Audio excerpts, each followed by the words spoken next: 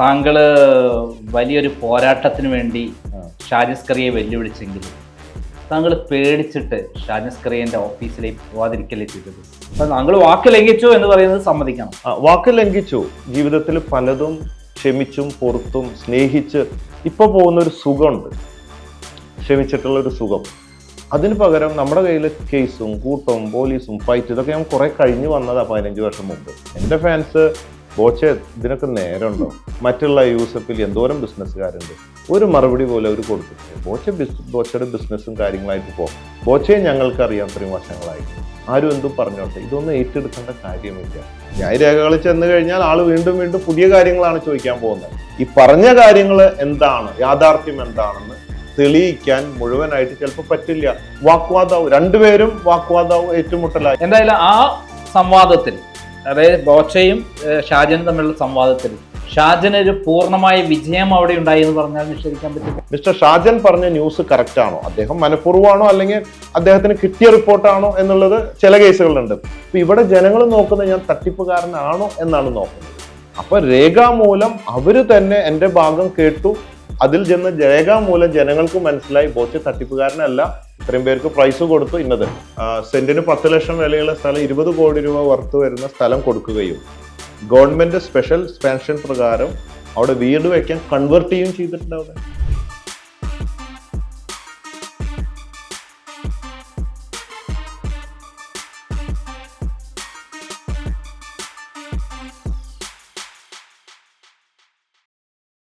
കേരളം ഏറെ പ്രതീക്ഷയോടെ കാത്തിരുന്ന ഒരു പോരാട്ടമായിരുന്നു മറുനാടൻ ഷാജിസ്കറിയും ബോബി ചെമ്മണ്ണൂരും തമ്മിലുള്ള പോരാട്ടം. എന്നാൽ ആ ദിവസം ബോബി ചെമ്മണ്ണൂർ മറുനാടൻ്റെ ഓഫീസിലേക്ക് പോയില്ല. പകരം അദ്ദേഹം മറുപടി നൽകുകയാണ് ചെയ്തത്. അത് വലിയ പരാജയമായിട്ടാണ് ബോബിയുടെ ആരാധകർ കാണുന്നത് എന്നാണ് ഞാൻ മനസ്സിലാക്കിയത്. ഇപ്പോഴിതാ ശ്രീ ബോബി ചെമ്മണ്ണൂർ നമ്മളോടൊപ്പം ഉണ്ട്. നമസ്കാരം. നമസ്തേ. താങ്കള് വലിയൊരു പോരാട്ടത്തിന് വേണ്ടി ഷാജിസ്കറിയെ വെല്ലുവിളിച്ചെങ്കിലും താങ്കൾ പേടിച്ചിട്ട് ഷാജിസ്കറിയന്റെ ഓഫീസിലേക്ക് പോവാതിരിക്കല്ലേ ചെയ്തത്? വെല്ലുവിളിയായിട്ടൊന്നും അല്ലായിരുന്നു. ഞാൻ ഇത്രേ പറഞ്ഞുള്ളൂ, പല വാർത്തകൾ വരുമ്പോൾ അതിൽ പലതും ശരിയല്ല എന്ന് ചൂണ്ടിക്കാണിക്കാൻ വേണ്ടി പല പല രേഖകളിലും ആ പറഞ്ഞത് ശരിയല്ല, ഞാൻ രേഖാസഹിതം വേണമെങ്കിൽ അങ്ങോട്ട് വരാം എന്നതിൻ്റെ ഉദ്ദേശശുദ്ധി ഞാൻ ആരായിട്ടും വഴക്ക് പിടിക്കാനോ തല്ലുണ്ടാക്കാനോ ഒന്നും ഉദ്ദേശിച്ചിട്ടല്ല. അത് പോയി കാണിച്ചു കൊടുക്കാമെന്ന് വിചാരിച്ചിട്ടാണ് ഞാൻ പറഞ്ഞത്. അതിൽ ഏറ്റവും പ്രധാനമായിട്ട് ഈ 1000 ഏക്കർ എൻ്റെ അല്ല എന്നതായിരുന്നു ഒരു മേപ്പാടി. അത് എൻ്റെയാണ്, ഞാൻ കാശ് കൊടുത്ത് വാങ്ങിയതാ.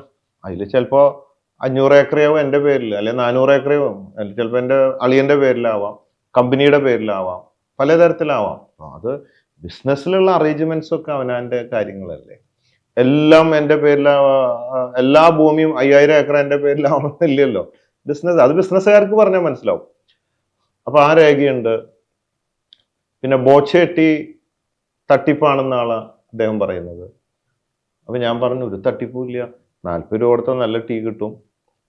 ടീ ഒരുപാട് പേർക്ക് കിട്ടിയിട്ടില്ല. അപ്പൊ ഞാൻ അന്വേഷിച്ച് നോക്കുമ്പോൾ എന്താ, ഒരുപാട് പേര് 40 രൂപ കൊടുത്ത് ടീ വാങ്ങുന്നു ഓൺലൈനിൽ. പക്ഷെ ബോച്ചേട്ടി കാത്തിരുന്ന വീട്ടിലേക്ക് ചായപ്പൊടി വരില്ല. അതിന് ലോജിസ്റ്റിക്സ്, ഹോം ഡെലിവറിക്ക് കാശ് വേറെ കൊടുക്കണം, അതറിയില്ല പലർക്കും. അപ്പൊ അത് ടീ കിട്ടിയിട്ടില്ല എന്നുള്ള പരാതി. പിന്നെ സ്റ്റാർട്ടിങ്ങിൽ ടീ കിട്ടിയില്ല, പെട്ടെന്ന് സെയിൽ വന്നപ്പോൾ കുറച്ച് ഡിലേ ആയി. പക്ഷെ അവർക്ക് എപ്പോൾ വേണമെങ്കിലും 700 സെന്ററുകളിൽ പോയിട്ട് ആ പ്രൂഫ് കാണിച്ച് എപ്പോൾ വേണമെങ്കിലും വാങ്ങാൻ ഒരുപാട് പേര് വാങ്ങിക്കൊണ്ടിരിക്കുന്നു. പിന്നെ സമ്മാനങ്ങൾ കൊടുക്കുന്നില്ല, ക്ലാരിറ്റി ഇല്ല അതിന്. എൻ്റെ കയ്യിൽ രേഖയുണ്ട്, രേഖസഹിതം.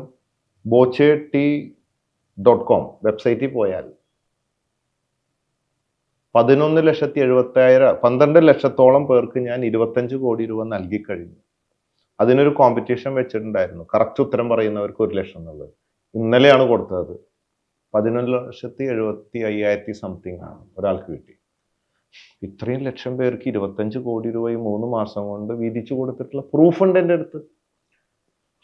പിന്നെന്താ, ഫ്രാഞ്ചൈസി മല്ലിക എന്ന് പറഞ്ഞാൽ ഞാനൊരു franchise Boche fans charitable trust വഴി ഇട്ട് കൊടുത്തിരുന്നു. അവർക്ക് ഒരു മാസം ആകെ 3000 ഉറുപ്പ്യ കിട്ടണം, ഒരു ദിവസം 150 ഉറുപ്പ്യ കിട്ടണുള്ളൂ.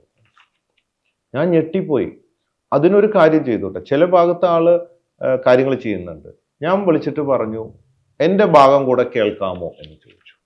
കേൾക്കാമെന്ന് പറഞ്ഞിട്ട് ആളെ വിട്ടു. ഞാൻ രേഖകൾ എടുത്ത് കാണിച്ചു കൊടുത്തു. മല്ലികയ്ക്ക് 1,38,000 രൂപ ലാഭം ലഭിച്ചു 70 ദിവസം കൊണ്ട്. എന്ന് പറയുമ്പോൾ എത്രയായി? 60,000-70,000 ഉറുപ്പ്യ, 60,000 സംതിങ് ഒരു മാസം ലാഭം കിട്ടുന്നുണ്ട്. പിന്നെ ഒരു 2 ലക്ഷത്തിൽ ചെല്ലാൻ അവർ നമുക്ക് തരാനുണ്ട്. പിന്നെ ചാരിറ്റി കൊടുത്തുണ്ട്. ഒക്കെ കൂടെ ഒരു 70,000 ഒരു മാസം കിട്ടുന്നുണ്ട്. അപ്പൊ എന്താ സംഭവം എന്ന് വെച്ചാൽ മല്ലികയെ വിളിച്ചിട്ട് ഞാൻ പറഞ്ഞു, നിങ്ങൾക്ക് ലാഭമില്ലെങ്കിൽ ഫ്രാഞ്ചൈസി ക്യാൻസൽ ചെയ്തോ, ബോച്ചെ പാർട്ട്ണർ ഫ്രാഞ്ചൈസി ക്യാൻസൽ ചെയ്തോ. അയ്യോ സാറേ കരച്ചില്, ദൈവത്തെ പോലെയാണ്. ഞാൻ അങ്ങനെയല്ല ഉദ്ദേശിച്ചത്. മഴയുള്ള ഒരു ദിവസം എനിക്ക് വളരെ കുറവ് സെയിലായിരുന്നു.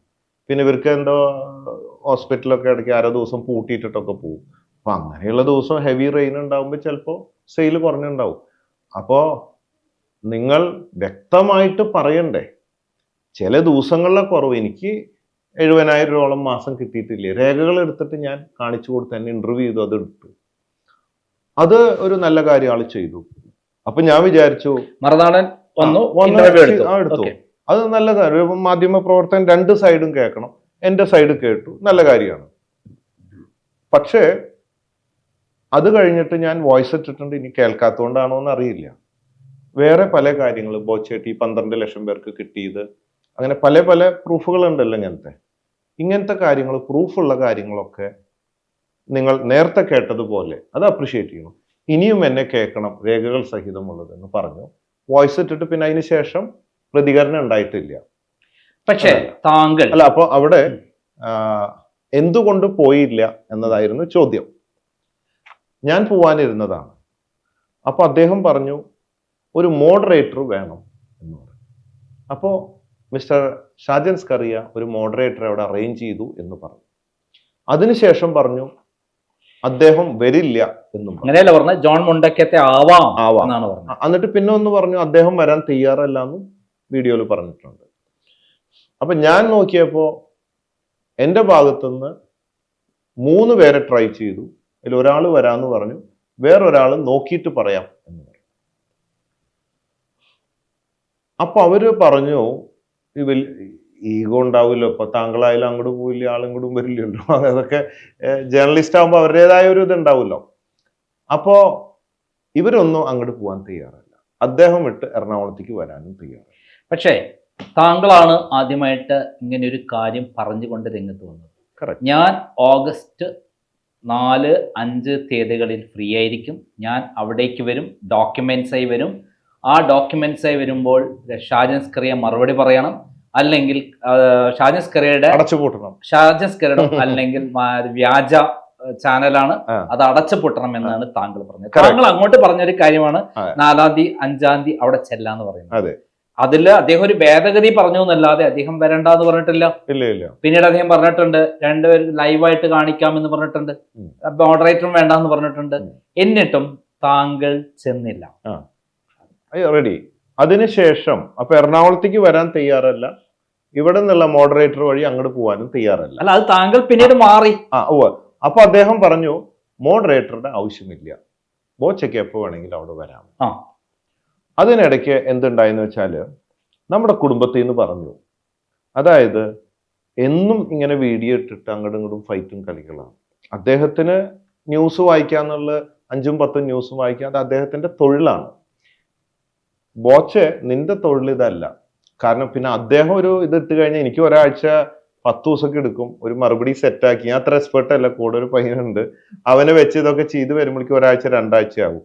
അപ്പോഴേക്ക് ഈ ഭാഗമൊന്നും പോയിട്ടുണ്ടാവും. അവിടെ പറഞ്ഞങ്ങനെ ഡെയിലി പറഞ്ഞുകൊണ്ടിരിക്കും. അപ്പോൾ അത് മാത്രമല്ല, ഞാൻ ബിസിനസ്, ചാരിറ്റി, ഇതിൻ്റെ കൂടെ ഓട്ടം ചാട്ടം, അങ്ങനെ ഒരുപാട് കാര്യങ്ങൾ, ഉദ്ഘാടനങ്ങളൊക്കെ ചെയ്തുകൊണ്ടിരിക്കുകയാണ്. എനിക്ക് ഇതിന് ടൈമില്ല. അപ്പോൾ എന്നും മറുപടി അങ്ങോട്ടും ഇങ്ങോട്ടും കൊടുക്കുക, അത് എൻ്റെ കുടുംബത്തിൽ നിന്ന് പറഞ്ഞു, നീ ബിസിനസ് ചെയ്യ്. ഒന്നിലെ ആളെ പറഞ്ഞ് മനസ്സിലാക്കുക രേഖകൾ വെച്ചിട്ട്, അല്ലെങ്കിൽ അവരോട് എൻ്റെ സൈഡ് കേൾക്കാൻ പറയാം. അപ്പൊ ഒന്നങ്ങനെ എടുത്തു. ഈ രേഖകളൊക്കെ തിരുവനന്തപുരത്ത് കൊണ്ടുപോയി കാണിക്കാൻ വേണമെങ്കിൽ, അല്ലെങ്കിൽ അദ്ദേഹത്തിന്റെ റിപ്പോർട്ടർ വന്നിട്ട് ഒരെണ്ണെടുത്ത പോലെ ബാക്കി വന്ന ഈ രേഖകളൊക്കെ കാണിച്ചു കൊടുക്കാൻ റെഡിയോ 1 by 1 ഓരോന്ന് കാണിച്ചു കൊടുക്കാൻ തയ്യാറാണ്. സെയിം തന്നെയല്ലേ, തിരുവനന്തപുരത്ത് പോയി കാണിക്കാം ഒരു അംഗം കുറിച്ചിട്ട്, അല്ലെങ്കിൽ രേഖകൾ എടുത്തിട്ട് എനിക്ക് കാണിക്കാം. പക്ഷെ താങ്കൾ പറഞ്ഞത് ഞാൻ മറുനാടൻ ഷാജന്റെ ഓഫീസിൽ പോകും, ഓഗസ്റ്റ് 4, 5 തീയതികളിൽ ചെന്നിരിക്കും വിത്ത് ഡോക്യുമെന്റ്സ്, തെളിവ് ഹാജരാക്കി ഷാജൻ സ്കറിയെ പൂട്ടിക്കും, പിന്നെ അവിടെ പോയിരിക്കുമെന്നാണ് പറഞ്ഞത്. അതെ, അപ്പൊ ആ വാക്ക് തെറ്റിക്കുമ്പോൾ വരില്ല. മനസ്സിലാക്കുമ്പോൾ ഞാൻ അവിടെ പോകുന്നത് എന്തിനാ? എന്റെ കയ്യിലുള്ള രേഖകൾ കാണിക്കാനാണ് ഞാൻ പോകുന്നത്. അതാരാണ് പറഞ്ഞത്? ഞാനാണ് പറഞ്ഞത്. അല്ല, പോകുന്ന ഉദ്ദേശശുദ്ധി എന്താ?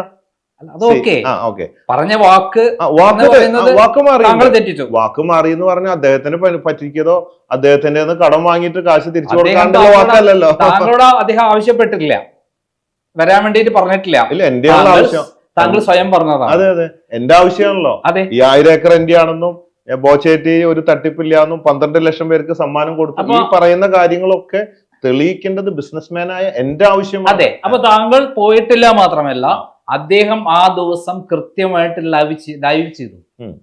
അത് ചെയ്തു. താങ്കൾ എന്ത് മാറ്റിയാലും വേറെ എന്തായാലും താങ്കൾ അവിടെ ചെന്നിട്ട് എനിക്ക് ഇന്ന് ചെയ്യാൻ പറ്റില്ല എന്ന് പറഞ്ഞുകൊണ്ട് ഇതായിരുന്നെങ്കിൽ പിന്നേക്ക് വെക്കാം എന്ന് പറഞ്ഞിരുന്നെങ്കിൽ അതല്ലേ വാക്ക് ലംഘിച്ചില്ല എന്നുള്ള പേരില്ലേ? അപ്പൊ താങ്കൾ വാക്ക് ലംഘിച്ചു എന്ന് പറയുന്നത് സമ്മതിക്കണം. വാക്ക് ലംഘിച്ചു. ഞാൻ രണ്ട് കാര്യമുണ്ടല്ലോ. നമ്മളൊരു ബെറ്റ് വെക്കുമ്പോ, ഇപ്പൊ ഞാൻ ഒരാളെ നാളെ കുത്തിക്കൊല്ലാൻ പോവുകയാണ്, ഞാൻ അയാളെ കുത്തിക്കൊന്നില്ലെങ്കിൽ എന്റെ തന്തയല്ല എന്ന് പറഞ്ഞു നിൽക്കേ. ഉദാഹരണം, എനിക്ക് തോന്നുകയാണ് അയാളെ കുത്തിക്കൊല്ലണ്ട, നമ്മൾ സ്നേഹം കൊണ്ടാണല്ലോ ലോൺ കീഴടക്കണത്. എല്ലാ വഴക്കും വക്കാനും ഏറ്റുപിടിച്ചിട്ട് അതിലേക്ക് പോകുമ്പോ എന്താണെന്നറിയാം, നമ്മള് കുറെ വർഷങ്ങളായിട്ട്, ആദ്യമൊക്കെ ആണെങ്കിൽ എപ്പോഴേ പോയിട്ടുണ്ടാവും, അപ്പൊ ഇത് തെളിയിക്കാൻ വേണ്ടി പോവാന്നുള്ള. അപ്പൊ കുറെ വർഷങ്ങളായിട്ട് ഞാൻ സമാധാനത്തിൽ, ക്ഷമയില്, വളരെ സ്വസ്ഥമായിട്ട് സ്നേഹിക്കപ്പെട്ടും സ്നേഹിച്ചുകൊണ്ടും ജനങ്ങളെ ഏറ്റെടുത്തിട്ട് അങ്ങനെ പോവാണ്. ഇപ്പൊ ഞാൻ കഴിയാവുന്ന എൻ്റെ ബിസിനസ്സിലൊക്കെ ചെക്ക് കേസുകള്, പല പല കേസുകളൊക്കെ ഒഴിവാക്കുക. ഇപ്പൊ എൻ്റെ ഒരു പാർട്ട്ണർ മുമ്പത്തെ എന്നെ പറ്റിച്ചിട്ട് ആ ബിസിനസ് ഞാൻ പിരിഞ്ഞു, നിലമ്പൂര്. അപ്പോൾ പിരിഞ്ഞു കഴിഞ്ഞപ്പോൾ അദ്ദേഹം ബാക്കി പൈസ തരാനുള്ളതിലേക്ക് 24 ലക്ഷം രൂപയ്ക്ക് ഒരു ചെക്ക് തന്നു. ഈ ചെക്ക് തന്നിട്ട് സമയമായിട്ടും ഇല്ല. കോടതി വിധി വന്നു. കോടതിയിൽ പോയിട്ട് ഇയാൾ എന്താ പറഞ്ഞതെന്നറിയാം, ബോച്ചെ തന്ന ഈ ചെക്ക് ബോച്ചെ തന്നതല്ല, എൻ്റെ വീട് പൊളിച്ച് അളമാര പൊളിച്ച് അതിൻ്റെ ഉള്ളിൽ നിന്ന് ബ്ലാങ്ക് ചെക്ക് എടുത്തിട്ട് കള്ളൊപ്പ് ഇട്ട ചെക്കാണ് 24, ഞാൻ കൊടുക്കാനില്ല ബോച്ചയ്ക്ക് എന്നാണ്. ജഡ്ജി പറഞ്ഞ എന്താണെന്നറിയാം വിധി? എല്ലാ രേഖകളും വെച്ചിട്ട് 6-7 വർഷം കേസ് നടത്തി, ക്ലിയർ കട്ടാ. 24 ലക്ഷത്തിന് പകരം 48 ലക്ഷം കൊടുക്കാനും 3 വർഷം ജയിൽ തടവും പാർട്ട്ണർക്ക്. അന്നൊക്കെ വൈരാഗ്യം തോന്നി എന്നെ പറ്റിച്ചപ്പോൾ. ഇതൊക്കെ വന്നപ്പോഴേക്കും ഞാൻ തണുത്തു. ഞാൻ പറഞ്ഞു, എനിക്ക് ആ 24 ലക്ഷം മതി, അധികം ഒന്നും വേണ്ട. അത് ന്യായമായ ജഡ്ജ്മെന്റ്, നമുക്ക് അർഹതയാണ്. നമ്മുടെ മാനസികാവസ്ഥ, അതിന്റെ പലിശ നഷ്ടങ്ങളൊക്കെ വെച്ചാൽ വരും. എനിക്ക് എൻ്റെ 24, എൻ്റെ അപ്പം പഠിപ്പിച്ചിട്ടുള്ളത് നിന്റെ മാത്രം നീ എടുക്കാവൂ, വേറെ തിന്നാൻ പാടില്ല. 3 വർഷം ശിക്ഷ പറ്റിങ് ഒഴിവാക്കി കൊടുക്കും. എനിക്ക് അതിൻ്റെ വൈരാഗ്യം ആവശ്യമില്ല. അപ്പൊ ഞാൻ ജീവിതത്തിൽ പലതും ക്ഷമിച്ചും പുറത്തും സ്നേഹിച്ച് ഇപ്പൊ പോകുന്ന ഒരു സുഖമുണ്ട്, ക്ഷമിച്ചിട്ടുള്ള ഒരു സുഖം. അതിന് പകരം നമ്മുടെ കയ്യിൽ കേസും കൂട്ടവും പോലീസും ഫൈറ്റ്, ഇതൊക്കെ ഞാൻ കുറെ കഴിഞ്ഞു വന്നതാ 15 വർഷം മുമ്പ്. ഇത് കയറി തുടങ്ങിയാൽ ഞാൻ പിന്നെ ഇരുന്ന് ചിന്തിച്ചു, വീട്ടുകാരൊക്കെ ആയിട്ട് ഇത് കയറി തുടങ്ങി ഞാൻ അവിടെ നിങ്ങളുടെ പോയി, പിന്നെ വീണ്ടും ഫൈറ്റായി, കേസായി, ഞാൻ കോടതി കൊടുത്തു, അങ്ങോട്ട് ഇങ്ങോട്ട്. ഇതൊക്കെ ആവുമ്പോൾ നമ്മുടെ നല്ല സമയം, നല്ല ബുദ്ധി ഒക്കെ കേസും കൂട്ടും വഴക്കും ആർഗ്യുമെന്റ്സ് ആയിട്ട് മാറും. ഞാൻ ആലോചിച്ചത് താങ്കളാണ് മുന്നോട്ട് വെച്ചത്. അതെ, ഞാനാ വെച്ചത്. താങ്കളാണ് പോവാതിരുന്നത്. അതെ, പക്ഷെ താങ്കളാണ് ഒറ്റ തന്ത എന്ന് പറഞ്ഞത്. അതെ അതെ അതെ, ഞാൻ പറഞ്ഞു. അപ്പൊ ജനങ്ങൾക്ക് മനസ്സിലാവും ഒറ്റ തന്തയ്ക്ക് ജനിച്ചവനാണെന്നും ഉദ്ദേശശുദ്ധി എന്തിനാണ് ഞാൻ അവിടെ പോവും എന്ന് പറഞ്ഞതും അതിന്റെ കാര്യങ്ങളൊക്കെ ആൾക്കാർക്ക് മനസ്സിലാവും. അതേസമയം നമ്മള് ഇപ്പൊ പറയാണ് 10 ലക്ഷം കടം വാങ്ങിയിട്ട് ഇന്ന ഡേറ്റിൽ ഞാൻ തിരിച്ചു തന്നില്ലെങ്കിൽ എന്റെ തന്തയല്ല എന്ന് പറഞ്ഞാൽ ആ തിരിച്ചു തന്നില്ലെങ്കിൽ വേറെ, ഇത് കാശ് കടം കൊടുത്തോന്നല്ലോ എന്റെ അല്ല. അപ്പൊ അവിടെ വേറൊരു കാര്യമുണ്ട്, പിന്നീട് പോണ്ടെന്ന് തോന്നിയ നന്ദി. എന്താ കാരണം എന്നറിയാം? അദ്ദേഹം റിപ്പോർട്ടർ അയച്ചുകൊണ്ട് ഈ മല്ലികയ്ക്ക് 150 ഉറുപ്പിയല്ല കിട്ടണത് എന്ന് അവർ റിപ്പോർട്ട് ചെയ്ത സാധനം മല്ലിക തെറ്റിദ്ധരിപ്പിച്ചാണ് അവരെ. 130 അല്ല എന്നുള്ളത് 70,000 കിട്ടുന്നു. എൻ്റെ റിപ്പോർട്ട് എടുത്തു. ഈ രേഖ തന്നെയല്ലേ തിരുവനന്തപുരത്ത് പോയാലും കാണിക്കൂ. എൻ്റെ ആവശ്യം ഇത്രയുള്ള വെല്ലുവിളി കാര്യമല്ല. സത്യസന്ധമായ രേഖാമൂലമുള്ള കാര്യങ്ങൾ എനിക്ക് കാണിക്കണം. ഇനി തെറ്റായ റിപ്പോർട്ട് വന്നിട്ടുണ്ടെങ്കിൽ, താങ്കൾ ആരെങ്കിലും തെറ്റിദ്ധരിപ്പിച്ചിട്ടുണ്ടെങ്കിൽ മിസ്റ്റർ ഷാജൻ അത് കറക്റ്റ് ചെയ്യണം. അദ്ദേഹം കറക്റ്റ് ചെയ്തിട്ടുണ്ട് മുമ്പ്. ഇത്രയും എൻ്റെ ആവശ്യമുള്ളൂ. I M A business man. അല്ലാണ്ട് ഞാൻ വൈരാഗ്യം വെച്ച് നടക്കുക അല്ലെങ്കിൽ എന്നും വീഡിയോ ചെയ്ത് ന്യൂസ് ചാനൽ നടത്തലല്ലോ എന്റെ പണി. അതില് താങ്കളുടെ ആരാധകരുടെ ഇടയിൽ വലിയ താങ്കളോടുള്ള ആരാധന കുറഞ്ഞതായിട്ട് തോന്നി. കൂടി ഒരുപാട് പേര് കമന്റ് ബോക്സിൽ താങ്കൾക്കെതിരെയുള്ള ഭാഗമാണ് വന്നിരിക്കുന്നത്. എന്റെ ഫാൻസ് അല്ല പറയുന്നത്. എന്റെ ഫാൻസ് ബോച്ചെ ഇതിനൊക്കെ നേരമുണ്ടോ? മറ്റുള്ള യൂസഫിൽ എന്തോരം ബിസിനസ്സുകാരുണ്ട്, ഒരു മറുപടി പോലെ അവർ കൊടുത്തിട്ടില്ല. ബോച്ചയുടെ ബിസിനസ്സും കാര്യങ്ങളായിട്ട് ബോച്ചയെ ഞങ്ങൾക്ക് അറിയാം ഇത്രയും വർഷങ്ങളായിട്ട്. ആരും എന്തും പറഞ്ഞോട്ടെ, ഇതൊന്നും ഏറ്റെടുക്കേണ്ട കാര്യമില്ല.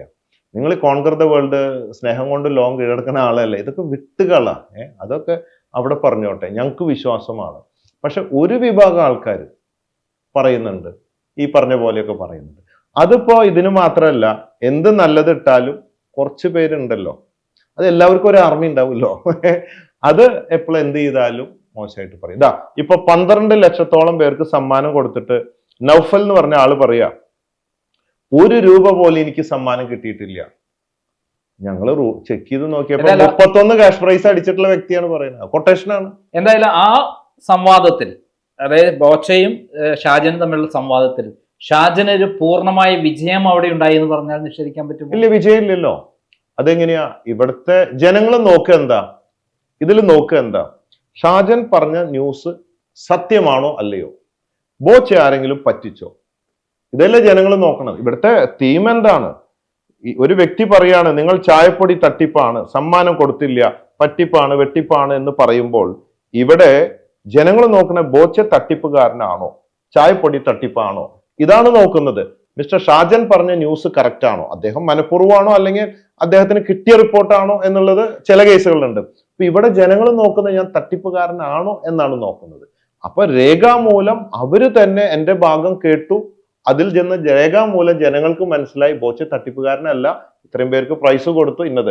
അപ്പൊ അതാണ് ഇവിടുത്തെ സബ്ജക്ട്. അത് സ്റ്റുഡിയോയിൽ പോയി കാണിക്കണമോ അല്ലെങ്കിൽ അവരുടെ റിപ്പോർട്ടർ എന്റെ അടുത്ത് വന്ന് കാണിക്കണമോ, രേഖ കാണിക്കുക, അതാണ് എന്റെ ആവശ്യം. അതായത് ഒരു വെല്ലുവിളി, ഒരു വൈരാഗ്യം, ഒരു വാറല്ല ഞാൻ ഉദ്ദേശിക്കുന്നത്. നമ്മൾ സമാധാനത്തിൽ പോവുക. അതായത് ആദ്യത്തെ തീരുമാനത്തിൽ നിന്ന് മാറി ഇപ്പോൾ നമ്മളൊരു കോംപ്രമൈസ് എന്നുള്ള രൂപത്തിലാണ്. കോംപ്രമൈസ് ഒന്നുമില്ല, ഒരു കോംപ്രമൈസും ഇല്ല. പിന്നെ എങ്ങനെയാണ് അദ്ദേഹത്തിനെ കണ്ടിട്ട് പോലും അല്ല, പിന്നെ എങ്ങനെയാണ് അത് തീരുന്നത്? അതായത് താങ്കൾ അദ്ദേഹത്തോട് ഫൈറ്റ് ചെയ്യാൻ പോയി, അദ്ദേഹം റെഡി ഇങ്ങോട്ട് വരുമെന്ന് പറഞ്ഞു, നമുക്ക് രണ്ടുപേർക്കും ലൈവ് ആവെന്ന് പറഞ്ഞു. അതിനുശേഷം താങ്കൾ പോയില്ല. പോയിന്റ് ശേഷമില്ലെങ്കിൽ താങ്കൾ പറയുന്നു അത് സമാധാനമാണ് വേണ്ടത്, അതുകൊണ്ട് അതിനൊക്കെ ഫൈറ്റിന് പോയിട്ടുണ്ടെങ്കിൽ വേറെ പ്രശ്നങ്ങൾ വരും, അത് എന്റെ ബിസിനസിനെ ബാധിക്കും എന്നാണ് അങ്ങ് പറയുന്നത്. അപ്പോ അങ്ങനെ വരുമ്പോൾ ഇപ്പോൾ പ്രശ്നങ്ങളൊന്നുമില്ല എന്ന് താങ്കൾ പറയുന്നു. ഇപ്പൊ പ്രശ്നമില്ല എന്ന് പറഞ്ഞാൽ എന്റെ വേർഷൻ കേട്ടു ആള് ഒന്ന്. ഇനി ബാക്കിയുള്ള പക്ഷേ നമ്മുടെ ബോച്ചെട്ടിയുടെ കാര്യത്തില്, നറുക്കെടുപ്പിന്റെ ലോട്ടറിയുടെ കാര്യത്തിൽ അദ്ദേഹം വളരെ ഗൗരവമായി പറഞ്ഞിട്ടുള്ള കാര്യം എന്താണ്? അത് ഇല്ലീഗലാണ്. ലോട്ടറി എന്ന് പറയുന്നത് ഇങ്ങനെ നടത്താൻ പറ്റില്ല, ഇല്ലീഗലാണ് എന്നാണ് പറഞ്ഞത്. ചായപ്പൊടിയുടെ പേരിൽ ലോട്ടറിയാണ് പ്രധാനമായിട്ട് താങ്കൾ ഉദ്ദേശിക്കുന്നത് എന്നാണ് അദ്ദേഹം പറഞ്ഞത്. 2 കാര്യങ്ങളാണ് അവിടെ. ഒന്ന്, അദ്ദേഹം പറഞ്ഞത് നൗഫൽ എന്ന് പറഞ്ഞ വ്യക്തി 31 പ്രാവശ്യം ക്യാഷ് പ്രൈസ് അടിച്ചിട്ടും അത് അദ്ദേഹത്തിന് തെറ്റിദ്ധരിപ്പിച്ച വാർത്ത കൊടുത്തതായിരിക്കാം. അങ്ങനെ രേഖാമൂലമുള്ള കാര്യം അങ്ങനെ പറയാൻ പറ്റില്ലല്ലോ, ഇന്ന് ഞാൻ പ്രൂവ് ചെയ്യുമല്ലോ. തെറ്റിദ്ധരിപ്പിച്ചതാവാം, മനഃപൂർവ്വമാവില്ല. 31 പ്രാവശ്യം ക്യാഷ് പ്രൈസ് കിട്ടിയിട്ടും 1 പ്രാവശ്യം പോലും കിട്ടിയിട്ടില്ല എന്ന ന്യൂസ് അവിടെ കൊടുക്കുകയുണ്ടായി. അദ്ദേഹം കൊടുത്ത പ്രകാരം അത് കൊടുത്തു. ഞാനിപ്പോ വോയിസ് ഇട്ടിട്ടുണ്ട്, ഇത് ഇന്ന പോലെയാണ്, എൻ്റെ കയ്യിൽ രേഖയുണ്ട്, കൊടുത്ത് 31 പ്രാവശ്യം. അദ്ദേഹം ഈ നൗഫൽ ആരുടെയോ കൊട്ടേഷൻ എടുത്തതായിരിക്കും, ഉറപ്പാണ്. അതിനുവേണ്ടി വർക്ക് ചെയ്യാണ്, എന്നും നെഗറ്റീവാണ് സോഷ്യൽ മീഡിയ, നമ്മുടെ സെയിൽസ് താത്തിയെടുക്കാൻ. ഈ വോയിസ് ഇട്ടിട്ടുണ്ട് ഞാൻ. പിന്നെ രണ്ടാമത്തെ വോയിസ്, എനിക്ക് കോർട്ട് ഓർഡർ ഉണ്ട്, ഞാൻ സൂം ചെയ്ത് കാണിക്കുകയുണ്ടായി. ലോട്ടറീസ് ആക്ട് സെക്ഷൻ 2B പ്രകാരം ദിസ് ഈസ് നോട്ട് ലോട്ടറി, ഇത് സെയിൽസ് പ്രൊമോഷനാണ്. ലോട്ടറി മീൻസ് ടിക്കറ്റ് വിൽപ്പനയാണ് ലോട്ടറി. ഇവിടെ ടിക്കറ്റ് ഫ്രീ ആണ്, ചായപ്പൊടിയാണ് വിൽക്കുന്നത്. അതുകൊണ്ട് ഇത്രയും കോടി രൂപ ഞാൻ കൊടുത്തിരിക്കുകയാണ് സെയിൽസ് പ്രൊമോഷന് വേണ്ടി എന്ന് ഞാൻ ഇട്ടിട്ടുണ്ട്. അപ്പൊ അതും എൻ്റെ കയ്യിൽ രേഖയുണ്ട് എന്ന് പറഞ്ഞിട്ട് ഞാൻ വോയിസ് ഇട്ടിട്ടുണ്ട്. അപ്പൊ ഞാൻ പല വോയിസുകൾ ആൾക്ക് ഇട്ടിട്ടുണ്ട്. ഒരെണ്ണം ആൾ എൻ്റെ വേർഷൻ എടുത്തു, അതുകൊണ്ട് ഇത് എടുക്കുന്നതാണ് പ്രതീക്ഷ. പക്ഷെ ഇതുവരെ എടുത്തിട്ടില്ല, എടുക്കുമായിരിക്കാം, തിരക്കുകൊണ്ട്. മേപ്പാടി അപ്പൊ ഞാൻ പറഞ്ഞത് ഇതുപോലെ എന്റെ വേർഷൻ എടുക്കുകയാണെങ്കിൽ ഇവിടെ എറണാകുളത്ത് അല്ല എടുക്കുകയാണെങ്കിൽ അതില് ഞാൻ തിരുവനന്തപുരത്ത് പോയിട്ട് അദ്ദേഹത്തിന്റെ സ്റ്റുഡിയോയിൽ ഞാൻ കയറി പോയി അവിടെ ചെന്ന് വലിയൊരു ന്യൂസ് ആക്കി. പിന്നെ വേറൊരു കാര്യമുണ്ട്, എൻ്റെ അടുത്ത് 1-2 പേര് ഉപദേശിച്ചു. ഇപ്പൊ ബോച്ചെ ഒരു 10 രേഖകളുമായിട്ട് അവിടെ പോവാണ്. 1 2 3 4 5 അത് നമ്മൾ ആദ്യമേ പറഞ്ഞിട്ടാണ് പോണത്. ഞാൻ രേഖകളുമായി വരുന്നു, ഈ രേഖകൾ വെച്ച് ഞാൻ കാണിച്ചു തരാം, ചില മിസ്റ്റേക്സുകൾ താങ്കളുടെ ന്യൂസിൽ ഉണ്ട്, അത് തിരുത്തണം. മുമ്പും പറഞ്ഞിട്ടുണ്ട്, ഒന്ന് തിരുത്തിയിട്ടുണ്ട്. അപ്പൊ അത് പ്രകാരം ഇത് കാണിച്ചു കൊടുത്താൽ തിരുത്തണമല്ലോ, അതിനു വേണ്ടിയിട്ടാണ് ഞാൻ വരാന്ന് പറഞ്ഞത്.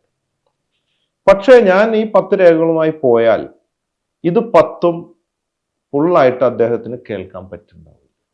സ്വാഭാവികമായിട്ടും ഒന്ന് പറയുമ്പോഴേക്കും ആള് പുതിയ സംഭവങ്ങൾ അല്ലെങ്കിൽ ഏതെങ്കിലും സംഭവങ്ങൾ എടുത്തിട്ട് ഇങ്ങോട്ട് പറയുമ്പോൾ എൻ്റെ 10 എനിക്ക് ചിലപ്പോൾ അവതരിപ്പിക്കാൻ പറ്റണമെന്നില്ല, അല്ലെങ്കിൽ വാഗ്വാദം നടക്കേണ്ടി വരുമല്ലോ. ആർക്കാണ് ശബ്ദം കൂടുതൽ എന്നുള്ള ഇത് വരും.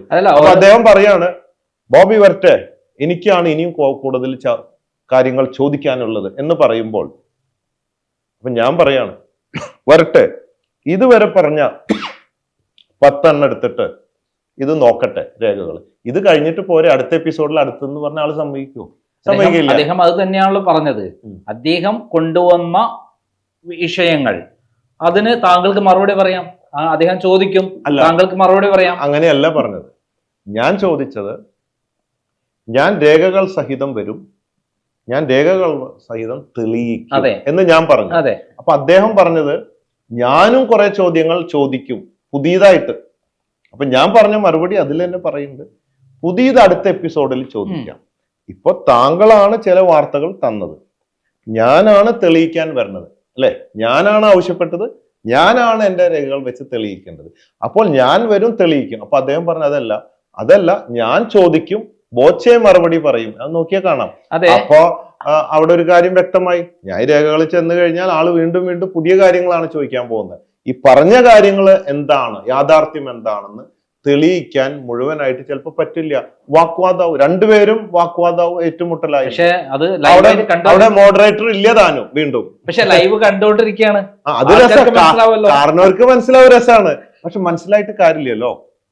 ഇപ്പൊ നമ്മൾ കുറെ എണ്ണം കാണിച്ചുകൊണ്ടിരിക്കുമ്പോ അതൊക്കെ നിൽക്കട്ടെ, ഞാൻ പുതിയതായിട്ട് കുറെ കാര്യങ്ങൾ ചോദിക്കാനുണ്ട് എന്ന് പറയുമ്പോൾ ഇവിടെ ക്ലാഷ് ആവില്ലേ? താങ്കൾ ഒഴിഞ്ഞു മാറില്ലേ? ശരിക്കും രക്ഷപ്പെടാൻ വേണ്ടി പറയല്ലേ? അല്ലല്ലോ. അല്ല, അങ്ങനെയാണെങ്കിൽ വേറൊരു കാര്യം, അദ്ദേഹത്തിന്റെ റിപ്പോർട്ടറെ വിട്ടിട്ട് ഞാൻ രേഖാമൂലം കാണിച്ചു കൊടുത്തല്ലോ ഒരെണ്ണം. അത് രേഖയല്ല, ഇതുപോലുള്ള രേഖകളാണ്. മേപ്പാടി പോയപ്പോഴും ഇന്റർവ്യൂ എടുത്തല്ലോ താങ്കൾ. അവിടെ 150 വീടുകൾ ഉണ്ടാക്കാൻ കൊടുക്കുന്നതിനെ കുറിച്ചിട്ടും 100 വീട് കൊടുക്കുന്നതിനെ കുറിച്ചിട്ടും സ്ഥലം കൊടുക്കുന്നതിനെ കുറിച്ചിട്ടും അവര് വന്ന് വീഡിയോ എടുത്തല്ലോ. അവിടെ വന്ന് ആദ്യം വീഡിയോ എടുത്തവരിൽ അവരാണ് ആദ്യം വന്നത്. അവിടെ ഉണ്ടായിരുന്ന ഒരു വീഡിയോ എടുത്തിട്ടുണ്ടായിരുന്നു. അപ്പൊ അവർക്ക് താങ്കളോട് വിരോധമില്ല. അതേ സമയത്ത് താങ്കളുടെക്കെതിരെ ഉന്നയിച്ച ആരോപണങ്ങൾക്ക് അവസരം ഉണ്ടായിട്ടും താങ്കൾ പോയില്ല എന്നുള്ളതാണ് അവര് പ്രധാനപ്പെട്ട ഇഷ്യൂ. അപ്പൊ അതിൽ ഒന്ന് മേപ്പാടി എസ്റ്റേറ്റിനെ കുറിച്ചുള്ള കാര്യങ്ങളാണ്. അതായത് 1000 ഏക്കർ താങ്കളുടെ കൈവശം ഇല്ല എന്നാണ് അദ്ദേഹം പറഞ്ഞിട്ടുള്ളത്. അതെ, അതിനെ ഞാൻ മറുപടി വെച്ചിട്ട് രേഖകൾ വെച്ച് കാണിച്ചിരുന്നു വീഡിയോയിലൂടെ. ഒരു വീഡിയോയില് ഇതാണ് ആധാരം, എന്റെ പേരിലുള്ളത്, കമ്പനിയുടെ പേരിൽ ഞാൻ കാണിച്ചിരുന്നു. ഇതൊക്കെയാണ് എന്റെ കയ്യിലുള്ള രേഖകൾ. മറ്റൊരു കാര്യം കൂടെ അദ്ദേഹം പറഞ്ഞു, താങ്കൾ അവിടെ 150 വീട് ഉണ്ടാക്കി കൊടുക്കുമ്പോൾ സാധാരണ എസ്റ്റേറ്റുകൾ ടൂറിസം ഒന്നും കംപ്ലീറ്റ് ബിൽഡിംഗ് പണിയാനും മറ്റൊന്നും അനുമതി കിട്ടില്ല. അതോടുകൂടി അതിന്റെ ഡെവലപ്മെന്റ് ആണ് ഈ കുറുക്ക് വഴി കൂടെ താങ്കൾ ഉദ്ദേശിക്കുന്നത്. തെറ്റ്. 4-5 വർഷം മുമ്പ് ഇതേ സ്ഥലത്ത് കവളപ്പാറ, എന്താ സ്ഥലത്തിന്റെ പേര്, 6-7 കിലോമീറ്റർ അപ്പുറം ചൂരൽമല മുമ്പ് ഉണ്ടായിട്ടുണ്ട്. അന്ന് ഞാന് കൽപ്പറ്റ ടൗണില് 20 കോടി രൂപ വില വരുന്ന സ്ഥലം കൊടുക്കുകയും, പുത്തുമല ഞാൻ ടൗണില് കൊടുത്ത സ്ഥലം, സെന്റിന് 10 ലക്ഷം വിലയുള്ള സ്ഥലം, 20 കോടി രൂപ വർത്ത് വരുന്ന സ്ഥലം കൊടുക്കുകയും ഗവൺമെന്റ് സ്പെഷ്യൽ എക്സ്പാൻഷൻ പ്രകാരം അവിടെ വീട് വെക്കാൻ കൺവേർട്ട് ചെയ്യുകയും ചെയ്തിട്ടുണ്ട് അവിടെ. അപ്പോ ഞാൻ കൊടുക്കുന്നല്ല, ഓൾറെഡി കൊടുത്തിട്ടില്ല. അങ്ങനെ ചെയ്യുമ്പോൾ താങ്കൾ എസ്റ്റേറ്റിന്റെ ഉള്ളിൽ ചെയ്യുമ്പോൾ എസ്റ്റേറ്റ് ഡെവലപ്പ് ചെയ്യാം എന്നുള്ള ഉദ്ദേശമാണ് കോടികളുടെ വിലയുള്ളതാക്കി മാറ്റിയെടുക്കുക. എങ്ങനത്തെ സൂത്രശാലിയാണ് താങ്കൾ? ഞാൻ സൂത്രശാലിയാണ്. പക്ഷെ അവിടെ ഒരു ചോദ്യം, 10 ഏക്കറിൽ 2 ഏക്കറയാണ് ഞാൻ കൊടുത്തത് ടൗണില്. Main road Kalpetta hospital, Fathima ഹോസ്പിറ്റലിന്റെ അടുത്ത് 2 ഏക്കറെ കൊടുത്തത്. 20 കോടി വില വരുന്ന സ്ഥലം കൊടുത്തു. ബാക്കി 8 ഏക്കർ അവിടെ എടുക്കുന്നുണ്ട്. ഈ 4-5 വർഷമായിട്ട് ഒന്നും ചെയ്തിട്ടില്ല അവിടെ ഞാൻ. അവിടെ എന്ത് വേണമെങ്കിൽ ചെയ്യാമല്ലോ, ടൗണിലാണ്, അല്ലെങ്കിലും ചെയ്യാം. ഞാൻ 2 ഏക്കർ എടുത്ത് കൊടുത്ത അത്രയും വിലയുള്ള സ്ഥലം ആരാണ് കൊടുത്തിട്ടുള്ളത്? ടൗണിൽ ഒരാളും കൊടുത്തിട്ടില്ല. കൊടുത്തിട്ടുണ്ട്, അത് കൺവേർട്ട് ആയിട്ടുണ്ട്. അവിടെ എപ്പോൾ വേണമെങ്കിലും ഗവൺമെന്റിന് പണിയാം. എന്റെ ലാൻഡ് അവിടെ അല്ലെങ്കിലും കിടക്കുന്നു. ശരിക്കും അവിടെ എത്ര പേർക്ക് വീട് വേണം? അവിടെ എനിക്ക് തോന്നുന്നത് ഒരു 500 പേർക്ക് വീട് വേണമെന്നാണ് മനസ്സിലായത്. ഞാൻ 2 ദിവസം ഉണ്ടായിരുന്നു അവിടെ ക്യാമ്പുകളിൽ. ഞാൻ അവിടുത്തെ മേപ്പാടി പഞ്ചായത്ത് പ്രസിഡന്റിനെ കണ്ടിരുന്നു. അദ്ദേഹം പറഞ്ഞത് മാക്സിമം 250 പേര്, ബാക്കി 50 പേരും കൂടെ അഡീഷണൽ വിദേശത്തൊക്കെ മക്കളുള്ള ആൾക്കാർ. ബാക്കി മുണ്ടക്കൈ ഭാഗത്ത് 500 വീടുകളിലുള്ള ആളുകൾ തന്നെ മരിച്ചുപോയി. കുറെ പേര് പോയിന്റ് ഔട്ട്. അല്ല, 500 പേര് ഒഴുകിപ്പോയി രാവിലെ തന്നെ പുലർച്ചയ്ക്ക് തന്നെ. ഏകദേശം 2000 പേര് മരിച്ചിട്ടുണ്ടെന്ന് അദ്ദേഹം പറഞ്ഞു. ഞാൻ അതിന്റെ കണക്കും കാര്യങ്ങളും പഞ്ചായത്ത് പ്രസിഡന്റിനെ കണ്ട് ഇന്റർവ്യൂ ചെയ്തിട്ടുണ്ട്. അപ്പൊ 250 വീടാണ് ആകെ വേണ്ടത്. ബോച്ചെ 100 വീട് കൊടുത്താൽ പിന്നെ ആപ്പടെ 150 വീട് പോരെ? മതി, ഇഷ്ടംപോലെ പേര് കൊടുക്കാനുണ്ട്. അപ്പൊ ഗവൺമെന്റിന് വേറെ യാതൊരു ചെലവിൽ അവിടെ വീടുണ്ടാക്കാൻ അനുമതി തന്നാൽ പോരെ? അങ്ങനെയാണെങ്കിൽ താങ്കൾ എത്ര സമയം കൊണ്ട് വീടുണ്ടാക്കി കൊടുക്കും? അല്ല, ഞാൻ സ്ഥലമാണ് കൊടുക്കുക, വീട് വേറെ ആൾക്കാരാണ് കൊടുക്കുക. സ്ഥലം കൊടുക്കാന്ന് പറഞ്ഞു. അത് എത്ര ഏക്കർ വേണമെങ്കിലും കൊടുക്കാന്ന് പറഞ്ഞിട്ടുണ്ട്. 100 ഈ ഇപ്പൊ വീടുണ്ടാക്കാൻ ആവശ്യം അവിടെ എല്ലാവർക്കും വേണ്ടിയുള്ള. അത് ടൈപ്പിന് ചിലവര് എന്റെ അടുത്ത് അപ്രോച്ച് ചെയ്തിരുന്നു. ഇപ്പൊ ശോഭ ഗ്രൂപ്പിന്റെ ഒരു ഹെഡ്, അവരുടെ ഒരു ഹെഡ് സ്റ്റാഫ് എന്നോട് ബന്ധപ്പെട്ടിരുന്നു. നമുക്കൊരു സൂത്രം ചെയ്താലോ, ബോച്ചയുടെ സ്ഥലം നമ്മൾ കൺസ്ട്രക്ട് ചെയ്യാം എന്ന് പറഞ്ഞിട്ടുള്ളൊരു പ്രപ്പോസൽ ഞങ്ങൾ വെച്ചിട്ടുണ്ട്, സംസാരിച്ച് വെച്ചിട്ടുണ്ട്. അപ്പൊ ഗവൺമെന്റിന്റെ ഇത് ലാൻഡൊക്കെ വന്ന് നോക്കിയിട്ടുണ്ട് ഗവൺമെന്റ് അവിടെ. അതൊക്കെ നടക്കുന്നുണ്ട്, തീരുമാനങ്ങളൊന്നും ആയിട്ടില്ല. അപ്പൊ അങ്ങനെയാണെങ്കിൽ 2 കൂട്ടർക്ക് ഒരു വിൻ വിൻ രീതിയിൽ ചെയ്യാമല്ലോ.